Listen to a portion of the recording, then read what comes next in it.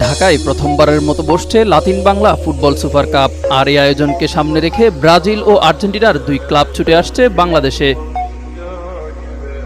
ঢাকা জাতীয় স্টেডিয়াম জুড়ে তৈরি হয়েছে লাতিন বাংলা ফুটবলের উত্তাপ। আগামী 5 ডিসেম্বর শুরু হওয়া এই টুর্নামেন্টকে ঘিরে আছে অনেক বড় সারপ্রাইজ।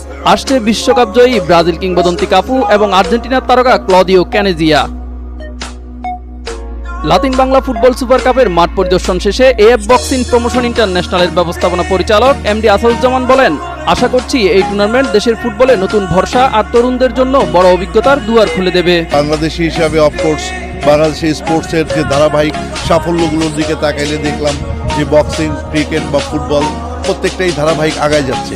2 ডিসেম্বর আর্জেন্টিনার ক্লাব অ্যাথলেটিকো চার্লোনের অনূর্ধ্ব 20 দল এবং 3 ডিসেম্বর ব্রাজিলের ক্লাব সাও বার্নার্দো ঢাকায় পৌঁছাবে। এই আয়োজনে অংশ নিতে ইতিমধ্যেই 29 সদস্যের শক্তিশালী বাংলাদেশ দল ঘোষণা করেছে বাফুফে। বাংলাদেশ দলের কোচ হিসেবে থাকছেন গোলাম রব্বানী ছোটন। এছাড়াও দলে আছেন কিউবা মিচেল, জায়ান আহমেদ, বিৎশোক চাকমা, ইকরামুল হক সহ তরুণ প্রতিভারা।